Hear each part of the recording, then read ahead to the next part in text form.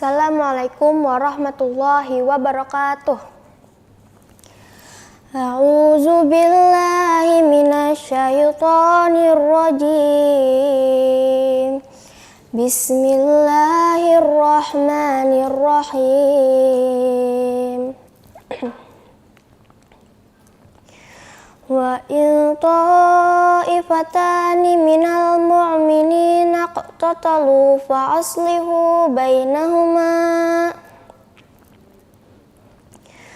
fa in baghat ihdahuma 'alal ukhra faqatilul lati tabghi hatta tafi'a ila amrillah fa in fa'at fa aslihu bainahuma bil adli wa aqsitu innallaha yuhibbul muqsitin.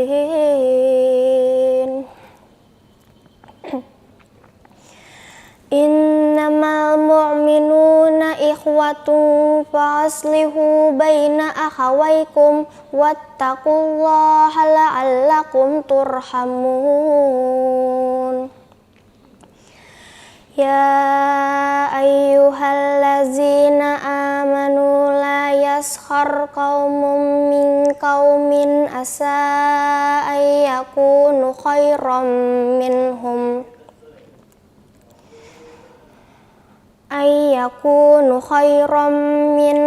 wala nisa'um min nisa'in asa ayyakunna khairan minhun. Wala talmizu anfusakum wala tanabazu bil alqab. Bi'sal ismu fusuqu ba'dal iman. Wa man lam yatub fa'ulaika humuz zalimun. Ya ayyuhallazina amanu jtanibu katsiran minaz zanni inna ba'daz zanni ismu wa la tajassasu wa la yaghtab ba'dukum ba'da. Ayuhibbu ahadukum ayyakula lahma akhihi maita fakarihtumuh. Wattaqullah innallaha tawwabur rahim. Shadaqallahul azim. Aku berlindung kepada Allah dari godaan syaitan yang terkutuk dengan menyebut nama Allah yang Maha Pengasih lagi Maha Penyayang. Dan apabila ada dua golongan orang mukmin berperang, maka damaikanlah antara keduanya. Jika salah satu dari keduanya berbuat zalim terhadap golongan yang lain, maka perangilah golongan yang berbuat zalim itu, sehingga golongan itu kembali kepada perintah Allah. Jika golongan itu telah kembali kepada perintah Allah, maka damaikanlah antara keduanya dengan adil, dan berlakulah adil. Sungguh Allah mencintai orang-orang yang berlaku adil. Sesungguhnya orang-orang mukmin itu bersaudara. Karena itu, damaikanlah antara kedua saudaramu yang berselisih, dan bertakwalah kepada Allah agar kamu mendapat rahmat. Wahai orang-orang beriman, Janganlah suatu kaum mengolok-olok kaum yang lain, karena boleh jadi mereka yang diperolok-olokkan lebih baik dari mereka yang mengolok-olok. Dan jangan pula perempuan-perempuan mengolok-olokkan perempuan lain, karena boleh jadi perempuan yang diperolok-olokkan lebih baik dari perempuan yang mengolok-olok. Janganlah kamu saling mencela satu sama lain, dan janganlah saling memanggil dengan gelar-gelar yang buruk. Seburuk-buruk panggilan adalah panggilan yang buruk, fasik setelah beriman.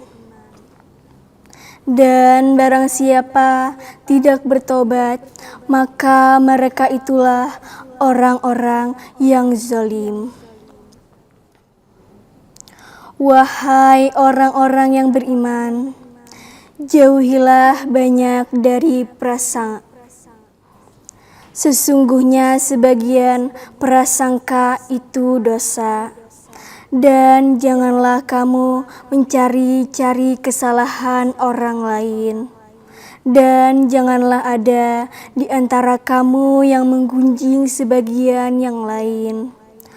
Apakah ada di antara kamu yang suka memakan daging saudaranya yang sudah mati? Tentu kamu merasa jijik. Dan bertakwalah kepada Allah. Sungguh Allah Maha Penerima Tobat, Maha Penyayang. Maha benar Allah dengan segala firman-Nya.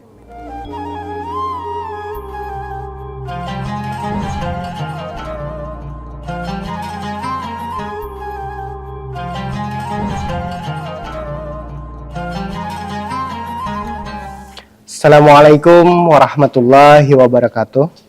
Assalamualaikum warahmatullahi wabarakatuh. Alhamdulillah wa syukurillah. Marilah kita panjatkan segala puji dan syukur kita kehadirat Allah Subhanahu wa taala yang telah memberikan kita kesehatan dan juga keberkahan di dalam umur kita, sehingga hari ini kita bisa kembali berjumpa dalam program Gema Ramadan 1446 Hijriah. Dan dalam kesempatan kali ini kita akan membahas tema tentang kedudukan Al-Quran sebagai wahyu, pedoman hidup, dan asyifa. Dan di kesempatan 11 Ramadan ini kita telah kedatangan Ustadz Kamaluddin. Assalamualaikum Ustadz. Waalaikumsalam warahmatullahi Alhamdulillah. wabarakatuh. Bagaimana Ustadz kabarnya? Alhamdulillah. Alhamdulillah sehat. Mudah-mudahan kita semua selalu disehatkan oleh Allah sehingga kita bisa menjalankan ibadah puasa dengan lancar. Amin. Hingga nantinya kita mencapai hari kemenangan di Idul Fitri tahun ini. Dan Ustadz, hari ini temanya adalah kedudukan Al-Quran sebagai wahyu, pedoman hidup, dan asyifa. Iya. Oke, mungkin tanpa berlama-lama lagi, kita persilakan kepada Ustadz untuk menyampaikan tema pada hari ini. Silakan Ustadz. Bismillahirrahmanirrahim. Assalamualaikum warahmatullahi wabarakatuh. Waalaikumsalam warahmatullahi wabarakatuh. Alhamdulillah. Alhamdulillahilladzi farada alaina siyama syahri Ramadan. الذي أنزل فيه القرآن هدى للناس وبينات من الهدى والفرقان والصلاة والسلام على سيدنا محمد سيد ولد عدنان سيدنا ومولانا محمد وعلى آله وصحبه ومن تبعه بإحسان أما بعد. قال الله سبحانه وتعالى شهر رمضان الذي أنزل فيه القرآن هدى للناس وبينات من الهدى والفرقان. وقال في آيات أخرى وننزل من القرآن ما هو شفاء ورحمة للمؤمنين. Sadaqallahul azim. Yang kami hormati dan kami muliakan para pemirsa HSSTP, para saimin dan saimat yang dirahmati oleh Allah Subhanahu wa taala. Puji syukur kehadirat Allah Subhanahu wa taala pada hari ini kita dapat berkumpul dan bertemu dalam keadaan sehat walafiat, melaksanakan ibadah puasa Ramadan tahun ini dalam suasana yang sangat berbahagia. Kita dapat bertemu Kemudian kita iringi dengan salawat dan salam atas Rasulullah sallallahu alaihi wasallam serta para keluarganya, para sahabatnya dan orang-orang yang mengikuti jejak langkah beliau dari dulu sekarang hingga akhir zaman nanti. Para pemirsa HSSTV, para saimin saimat rahimakumullah. Pada kesempatan kali ini kita akan sedikit membicarakan tentang kedudukan Al-Quran sebagai wahyu Allah, pedoman hidup dan asyifa atau penyembuh. Secara keseluruhan Allah Subhanahu wa taala menyebutkan bahwasanya kitab suci Al-Quran yang 30 juz itu, yang 6.660 ayat itu, dan yang 114 surat itu dari surah Al-Fatihah sampai terakhir surah An-Nas, semuanya adalah menjadi petunjuk bagi manusia, khususnya bagi orang-orang yang beriman kepada Allah Subhanahu wa taala. Jadi di dalam Al-Quran, apapun atau siapapun yang ingin mencari petunjuk atau pedoman hidup, maka carilah di dalam Al-Quran. Contoh, kita mulai ketika manusia masih berada di dalam perut ibunya atau masih dikandung ibunya, Al-Quran sudah menceritakan. Kemudian ketika manusia dilahirkan, Allah memberikan petunjuk kepada manusia supaya manusia itu dapat berkembang dengan baik, dapat tumbuh dengan baik. Allah berikan anjuran kepada manusia, khususnya ibunya, untuk menyusui anaknya itu selama 2 tahun berturut-turut untuk kesempurnaan meminumkan air susu ibunya.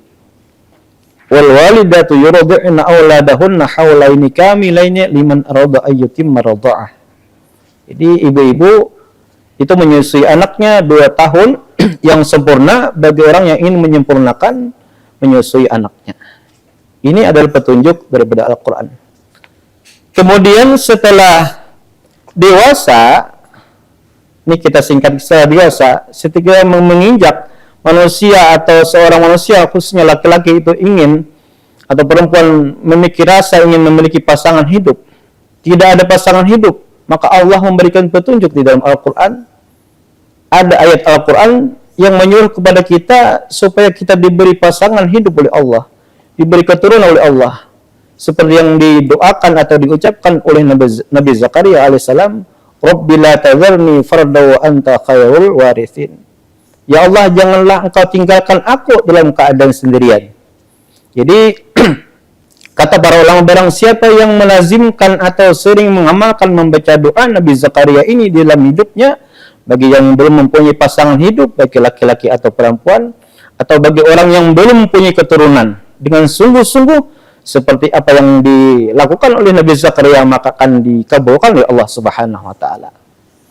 Contoh misalnya, namun apabila seorang sudah memiliki rasa atau ada ketertarikan kepada lawan jenisnya, maka bila sudah siap, maka silahkan untuk dilamar. Dan Allah melarang untuk mendekati zina. Ini di petunjuknya juga ada di dalam Al-Quran. Wala taqrabuz zina innahu kana fahisyatan wa sa'a sabila. Janganlah kalian itu mendekati zina, karena zina itu adalah sejahat-jahat atau seburuk-buruk perjalanan perbuatan. Jadi perjalanan hidup manusia ini mulai di kandungan sampai anak-anak menginjak dewasa itu ada petunjuk dari Allah Subhanahu wa taala. Kalau belum siap, maka alihkan pandangan kepada perempuan tersebut. Ustaz, bagaimana jika pandangan sudah kita kealihkan kepada lawan jenis yang kita inginkan tersebut, masih ada perasaan? Allah memberikan petunjuk atau pedoman di dalam Al-Quran supaya banyak-banyak membaca doa, supaya perasaan yang mengganggu itu menghilangkan daripada hati kita.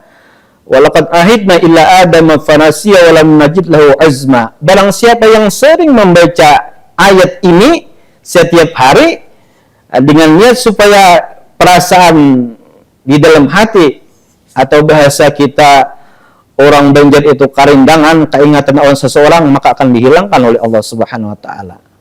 Nah, jadi Kalau belum siap, kita alihkan pandangan, kita alihkan perasaan dengan memakai petunjuk dari Allah Subhanahu wa taala, membaca ayat itu berturut-turut. Dan pada ayat yang lain Allah Subhanahu wa taala juga menyebutkan barang siapa mengamalkan ayat ini walaula an tsabatnaka laqad kita tarkanu ilaihim syai'an qalila. Siapa yang sering membaca ayat ini maka akan dihilangkan oleh Allah Subhanahu wa taala akan ingatan atau perasaan kepada orang yang diinginkan itu karena dia belum siap untuk berumah tangga. Tapi kalau sudah siap, silakan lamar ya, dengan secepat-cepatnya tanpa ada melakukan hal-hal yang dilarang oleh Allah Subhanahu wa taala. Para saimin dan saimat yang dirahmati oleh Allah Subhanahu wa taala.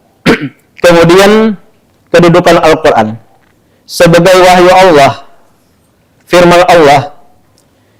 Seperti yang sudah kita ketahui bahwa definisi atau pengertian Al-Qur'an itu adalah kalamullah taala al-munazzalu ala sayyidina Muhammadin. Al-Quran itu adalah kalam Allah atau firman Allah yang diturunkan berturut-turut kepada pemimpin kita, penghulu kita Nabi Muhammad SAW lil i'jazi bi suratin minhu, untuk mengalahkan atau mematahkan argumen orang-orang kafir yang mendustakan para nabi sebagai mukjizat dengan salah satu surah yang pendek saja daripada Al-Quran, al-muta'abbadu bitilawati, dan menjadi ibadat membaca Al-Quran. Ini adalah definisi Al-Quran dan kita semua sudah tahu. Dan ini ada kalimat yang menarik di dalam bahasa Arab dalam pengertian definisi Al-Quran, kalamullahi ta'ala al-munazzalu. Saudara sekalian, bahasa Arab itu luar biasa. Al-munazzal itu artinya yang diturunkan. Sementara ada kata yang sama dengan pengertian diturunkan, nazala atau unzila, tapi beda fungsi. Kalau al-munazzalu adalah diturunkan secara bertahap.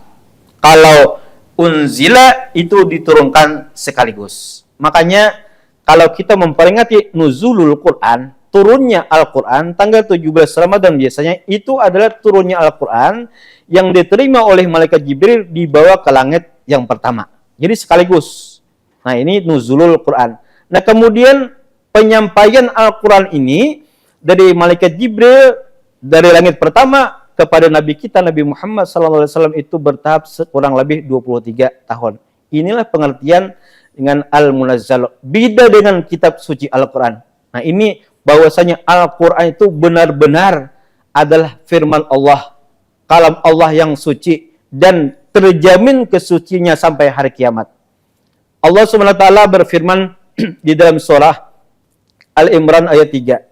Nazzala 'alaikal kitaba musaddiqan lima baina yadayhi wa anzalat Taurata wal Injil. Ini ayat Al-Quran. Silakan periksa saudara di dalam Al-Quran. Nazzala 'alaikal kitaba. Allah lah atau dia yang telah menurunkan akan Alkitab. Jadi sebutan Alkitab itu tidak lain adalah Al-Quran, bukan kitab yang lain. Kalau Injil, Al-Quran bukan menyebut Alkitab. Injil. Kalau Alkitab, yakni Al-Quran. Nazzala. Allah menurunkan secara bertahap. Bukan anzala. Nanti ada kita contoh yang lain. Di ayat yang lain. Nazzala 'alaikal kitaba bil haqqi. Allah telah menurunkan atas engkau akan Al-Quran itu dengan sebenarannya. Dan musaddiqal lima baina yadihi, membenarkan akan sesuatu yang di hadapannya. Wa anzalat Taurata wal Injil, dan Allah telah menurunkan sekaligus. Nah, wa anzalat Taurata, dan menurunkan sekaligus akan kitab Taurat dan 10 perintah kepada Nabi Musa sekaligus. Beda dengan Al-Quran. Wa anzal Injila, dan Allah menurunkan Injil sekaligus kepada Nabi Isa, tidak bertahap. Jadi kitab Taurat dengan 10 perintah itu langsung sekaligus diterima oleh Nabi Musa, dan kitab Injil pun sekaligus diterima oleh Nabi Isa alaihissalam. Beda dengan kitab suci umat Islam, kitab suci Al-Quran. Nah, inilah perbedaan dan salah satu keutamaan Al-Quran. Diturunnya itu sesuai dengan kebutuhan atau permintaan daripada umat Islam pada masa itu. Saudara sekalian yang dirahmati Allah Subhanahu wa taala. Ada pengertian yang lain, ada contoh yang lain. Allah menggunakan kalimat, ini salah satu bahasa Al-Quran yang sangat indah. Allah menggunakan kalimat di dalam Al-Quran itu, menurunkan hujan itu dengan kalimat bukan anzala yunzilu. Sama dengan Al-Quran, wa yunazzilul ghaitha. Allah telah menurunkan bertahap akan ghaith, akan air hujan. Allah tidak menyebut menurunkan air, cuma menurunkan hujan bertahap. Seandainya di Al-Quran itu wa yunzilul ghaitha, berarti sekaligus banjir sealam semesta. Jadi kadang-kadang di tempat ini hujan, di tempat lain tidak hujan. Kadang-kadang kita gerimis baru lebat. Ini wa yunazzilu ngaranya. Inilah kehebatan bahasa Al-Qur'an. Allah menggunakannya itu luar biasa. Saudara sekalian yang dirahmati oleh Allah Subhanahu wa taala. Jadi dalam Al-Qur'an kita sudah tahu tadi bahwa Al-Qur'an itu adalah sebagai petunjuk bagi umat manusia dan umat yang beriman kepada Nabi Muhammad khususnya. Dan petunjuk ini juga digunakan kalimatnya kepada Nabi Adam alaihissalam. Hudal linnasi wa bayyinati minal huda wal furqan. Al-Quran itu sebagai huda, sebagai petunjuk bagi manusia. Di dalam Al-Quran, surah Al-Baqarah, Allah juga mengatakan kepada Nabi Adam ketika dikeluarkan, diturunkan dari surga, wa qulna bitu minha jami'an fa imma ya'tiyannakum minni huda. Keluarlah, turunlah kalian berdua dari surga ini. Nanti jika datang kepada kalian berdua dari aku akan huda. Huda artinya petunjuk. Jadi risalah atau wahyu yang diturunkan oleh Allah kepada Nabi Adam alaihissalam sama dengan risalah yang diturunkan oleh Allah kepada Nabi kita Nabi Muhammad sallallahu alaihi wasallam. Makanya agama yang dibawa oleh para nabi itu semuanya adalah beragama Islam. Para saimin, saimat yang dirahmati oleh Allah Subhanahu wa taala, demikian barangkali yang dapat kami paparkan tentang kedudukan Al-Qur'an sebagai wahyu Allah, petunjuk dan pedoman hidup, dan asyifa insyaallah kita tambahkan pada bab pertanyaan yang akan datang. Demikian yang dapat kami sampaikan. Wassalamualaikum warahmatullahi wabarakatuh. Waalaikumsalam warahmatullahi wabarakatuh. Alhamdulillah, insyaallah. Terima kasih banyak Ustaz sudah menyampaikan tema kita pada hari ini tentang kedudukan Al-Quran sebagai wahyu, pedoman hidup, dan asyifah. Dan tema ini merupakan pembahasan yang sangat menarik sekali Ustaz, apalagi kan di bulan suci Ramadan ini merupakan bulannya turunnya Al-Quran. Nah, maka oleh sebab itu Ustaz, kita akan lanjut ke bab selanjutnya atau sesi pertanyaan Ustaz. Ada pertanyaan Ustaz, bagaimana caranya agar kita tidak hanya membaca Al-Quran tetapi bisa untuk mengamalkannya sebagai pedoman hidup Ustaz? Ya, terima kasih, baik sekali. Saudara sekalian yang dirahmati oleh Allah Subhanahu wa taala, para saimin dan saimat. Seperti yang sudah kita paparkan terlebih dahulu tadi, bahwasanya kedudukan Al-Quran sebagai wahyu Allah itu adalah untuk menjadi petunjuk atau pedoman hidup.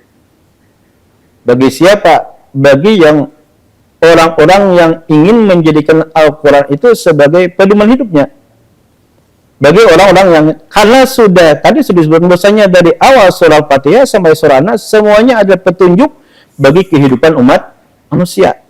Cuma yang jadi masalahnya bagi kita manusianya saja, apakah mau memakai Al-Quran itu sebagai pedoman hidupnya atau tidak. Sebagaimana yang tadi kita sebutkan bahwasanya jadi kejadian manusia dari mulai dikandung ibunya sampai dia dilahirkan sampai dia dewasa, kemudian tadi kita sambung sampai dia misalnya sudah menikah, sudah berumah tangga, sudah mulai punya anak, punya istri, ada yang sudah mulai sekolah, dan sudah mulai ada beban hidup, sudah ada, atau barangkali kemajuan luar biasa, rezeki sudah mulai naik. Nah, di saat itulah, itu sudah sunatullah. Pasti ada orang iri dengki kepada kita. Maka Al-Quran mengajarkan kepada kita supaya kita bersabar dan banyak-banyak membaca doa yang diucapkan oleh Nabi Yunus ketika mendapat ujian dari Allah, yakni yang disebut dengan tasbih Nabi Yunus. La ilaha illa anta subhanaka inni kuntu minadh zalimin. Ketika kita sudah berumah tangga, tadi sudah berusaha, anak istri sudah mulai bagus, kita bina, namun ada saja orang yang ingin menyingkirkan bahkan menyungkurkan kita, maka kita dianjurkan diberi Allah pedoman hidup dan Al-Quran untuk banyak-banyak membaca tasbih Nabi Yunus. Insya Allah semuanya akan teratasi dengan baik. Jangankan kita yang di dunia seperti ini, Nabi Yunus yang ditelan di dalam perut ikan nun pun karena bertasbih, karena berdoa dengan tasbih tersebut, dikeluarkan, dilepaskan oleh Allah Subhanahu wa taala daripada musibah tersebut. Kata Allah, seandainya Yunus itu tidak mengucapkan tasbih tersebut seperti itu, niscaya akan diamkan dia di dalam perut ikan nun itu sampai hari kiamat. Ini adalah kebesaran Al-Quran. Kemudian setelah kita sudah dewasa, sudah mulai sukses, segala yang iri kepada kita sudah disingkirkan oleh Allah Subhanahu wa taala, maka kesuksesan akan kepada kita.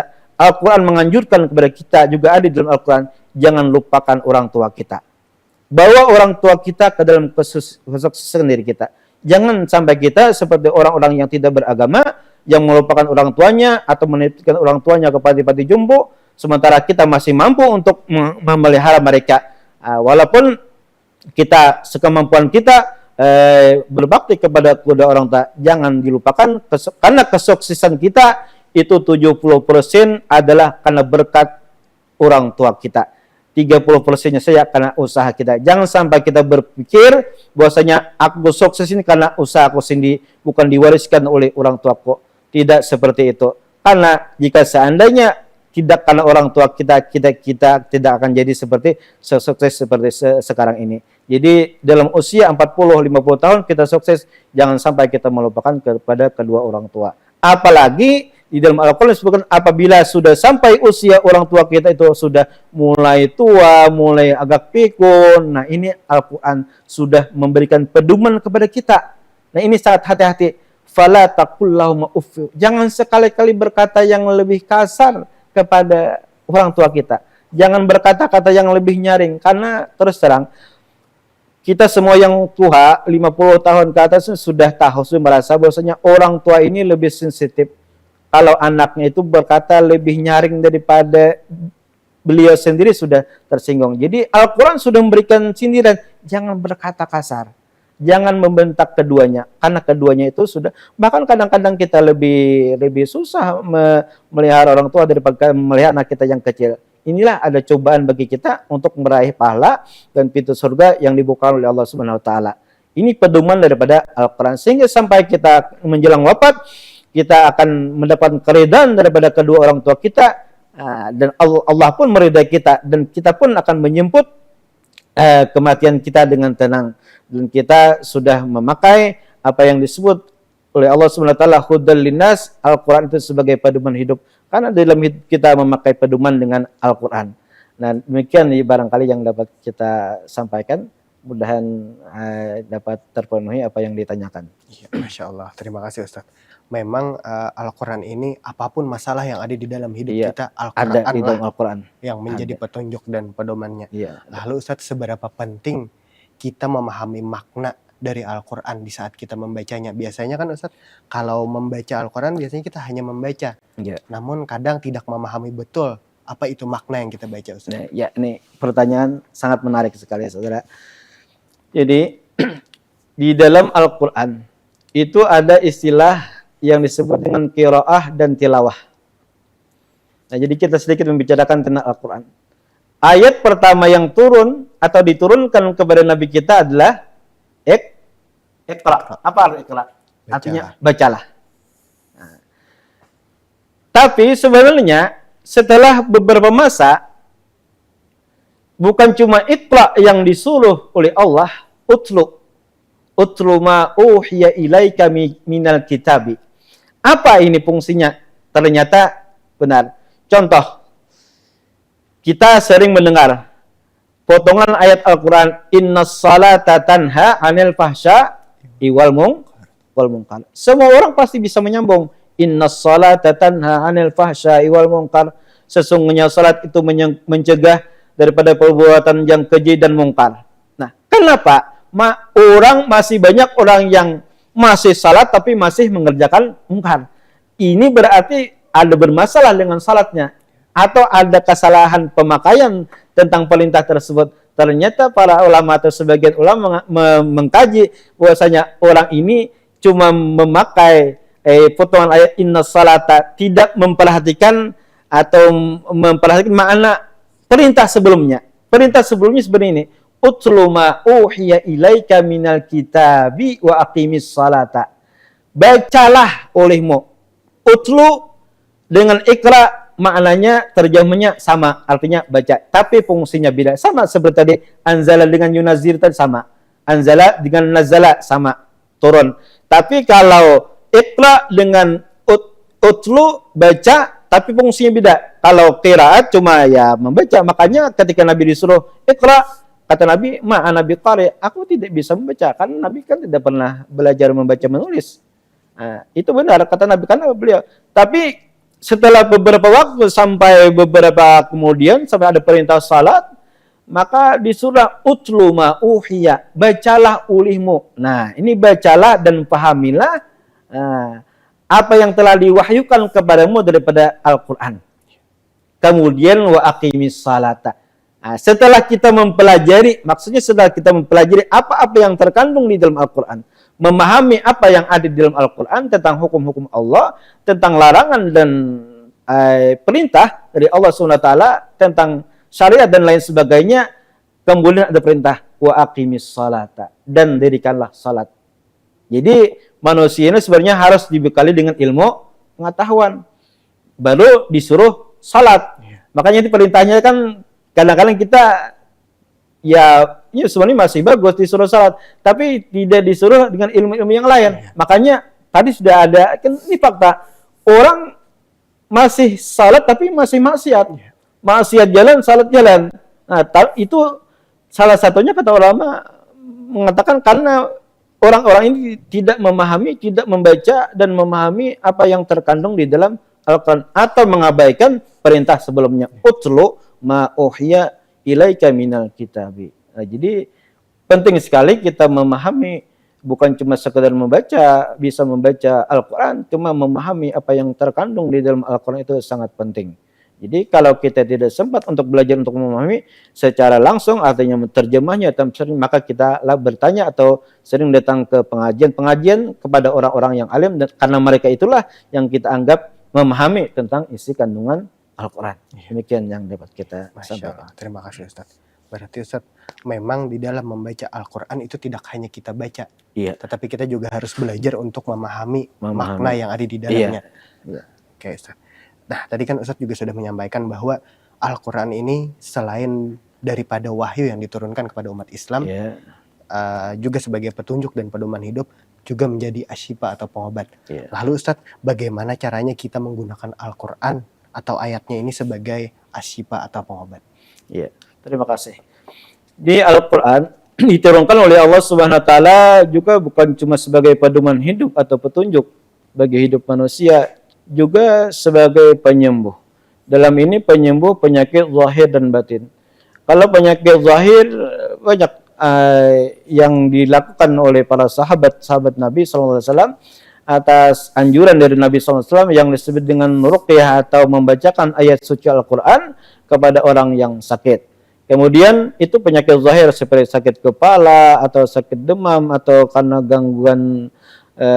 gangguan jin atau gangguan sihir, itu disebut dengan penyakit zahir. Namun yang terlebih penting adalah penyakit batin yang ada di dalam hati kita. Sebagaimana yang tadi yang kita sebutkan bahwasanya ketika orang kita misalnya seorang laki-laki atau seorang perempuan tertarik dengan lawan jenisnya, lalu dia tidak siap untuk menikah, maka dianjurkan untuk berpaling. Maka penyembuhnya supaya jangan sampai teringat terus kepada orang yang disukai tadi, yang mengganggu pikirannya, bahkan nanti mengganggu aktivitasnya, mengganggu ibadahnya, maka dianjurkan membaca ayat penyembuh. Seperti yang dikatakan tadi, walaqad ahidna ila adama fanasiya walam najid lahu azma, atau ayat yang lain, walau la an sabatna qalaqad kita tarkanu ilaihim syai'an qalila. Itu banyak, dan di ayat-ayat yang lain itu adalah Al-Quran sebagai penyembuh penyakit yang batin yang ada di dalam hati. Nah, jadi dan ini kita tekankan bahwasanya menggunakan ayat Al-Quran ini sebagai penyembuh itu dengan cara yang dibolehkan atau tidak bertentangan dengan syariat. Seperti misalnya yang bertentangan syariat, misalnya menulis sesuatu lalu dibawa ke tempat menulis ayat Al-Quran sebagai penyembuh, tapi dipakaikan, diletakkan di badan kemana saja dibawa, pada ke dalam tempat yang tidak dibolehkan kan dilarang dibawa. Misalnya untuk penyembuh sakit kepala lalu diikatkan di kepala ayat Quran tadi, tapi ketika masuk ke dalam WC tetap dibawa. Nah ini kan penyembuh yang melanggar syariat namanya. Jadi sebaiknya penggunaan penyembuh ayat Al-Quran itu tidak ditulis. Sebaiknya dibaca, dihafalkan, dan diwiridkan. Itu yang dianjurkan oleh guru-guru kami. Jadi kalau kita kan tidak mungkin membawa tulisan untuk kemana-mana kan.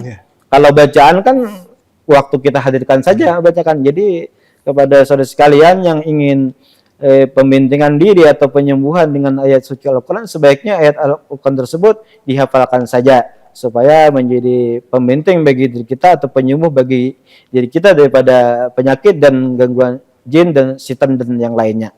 Demikian yang dapat kami sampaikan secara singkat. Terima kasih Ustaz. Memang setelah Al-Quran sebagai penyembuh atau asyifa ini memang seperti kata Ustaz sampaikan tadi, jangan ditulis. Jangan ditulis. Tapi dihafalkan, dan dibaca, diamalkan. diamalkan. Ya. Lalu Ustaz, bagaimana dengan mungkin kita yang membaca Al-Quran secara rutin, apakah ini dapat menjadi pengobat juga? Nah, ya sudah barang tentu itu sudah jelas. Mewiridkan membaca Al-Quran itu adalah pengobat bagi hati. Jadi sangat baik sekali dianjurkan, apalagi di bulan Ramadan seperti ini kan, kita disuruh banyak-banyak membaca Al-Quran itu sebagai pengobat hati, seperti yang disebutkan oleh ulama sufi. Salah satu pengobat hati itu adalah pengobat hati yang berkarat, hati yang banyak dosa seperti kita ini, untuk lebih disucikan oleh Allah Subhanahu wa taala, ditenangkan hati kita adalah banyak-banyak membaca ayat-ayat suci Al-Quran. Guru-guru kami menekankan kepada kami supaya jangan sampai setiap hari itu mata ini yang masih bisa melihat tidak membaca atau membuka mushaf. Walaupun sedikit 2-3 ayat atau 1 halaman, harus mata kita ini setiap hari membaca kitab suci Al-Quran.